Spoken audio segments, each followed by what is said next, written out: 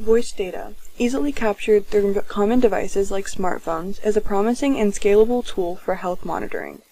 While voice analysis has traditionally been confined to clinical settings, its potential for broader public health applications is increasingly recognized. An unmet need are healthy voice controls to facilitate evaluation of patients with medical conditions such as laryngitis, a condition where the larynx or voice box is inflamed, leading to a sore throat. We investigate baseline vocal characteristics in healthy young adults, analyzing acoustic features from sustained vowel phonation, exploring a foundational step in voice analytics to define what constitutes a healthy, typical voice in the general population. We also created voice measurements that can reveal distinct aspects of vocal function. The goal of this research was to create a minimally invasive approach to clinical diagnosis and tracking of disease progression.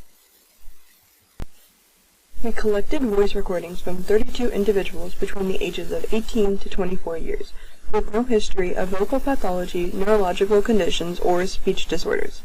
The laryngitic voice samples we used were downloaded from the Saarbrücken database, while the healthy voice samples were collected by our research team using high-fidelity voice recorders. Each participant was asked to provide a paired set of recordings, sustained vowel sounds, and a sentence. The sun sets in Cincinnati on Saturday. We then extracted a range of acoustic parameters from both sets of recordings. These included fundamental frequency, jitter, shimmer, intensity, and spectral features. Fundamental frequency is the lowest frequency from a voice sample. Jitter is a measure of the variation in the fundamental frequency of the voice, while shimmer is a measure of the variation in the amplitude of the voice. Intensity is the volume of the voice. We chose to analyze these specific features because our literature review revealed that these were the most common parameters of interest at the outset. We compared the data from 5 healthy subjects and 2 subjects with laryngitis. Table 2 shows the average and standard deviation for the 6 features we analyzed, separated into healthy voices and laryngitic voices. From these values, we concluded that the standard deviations were too large to identify meaningful differences between the healthy and laryngitic voices. For example, from Table 2, we can see that the average minimum fundamental frequency for healthy and laryngitic voices was approximately 130 and 142 respectively. We can also see that the standard deviations for healthy and laryngitic voices was approximately 41 and 46 respectively.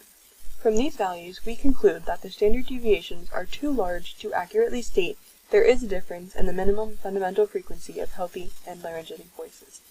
For future voice collection efforts, further annotations of disease class or stage could help to reduce variation across datasets and allow for more meaningful analysis. We used spectrograms to analyze the data as well. The x-axis of each spectrogram represents the time, in seconds, of the recording. The y-axis displays the frequency bands. Each frequency band is shown in a specific color corresponding to the intensity of that specific frequency at different times during the recording. Looking at the spectrograms, we noticed a couple differences between the healthy voices in Figure 1 and the laryngitic voices in Figures 2 and 3. For both laryngitic voices, the intensity seemed to be lesser overall compared to the healthy voice. This can be seen through the difference in color on the spectrograms. Both Figures 2 and 3 had a more prominent yellow band at the bottom, indicating areas of near zero intensity. Both of these observations make sense for a patient with laryngitis because their sore throat would result in a decreased volume when talking, thus decreasing intensity. Our analysis of these voice samples has shown us the potential this project has. We can use the information we have gathered here as a stepping stone to expand the scope of our analysis and focus our efforts on other medical conditions, such as Alzheimer's and Parkinson's disease. This will further improve the accuracy and effectiveness of non-invasive clinical diagnostic capabilities.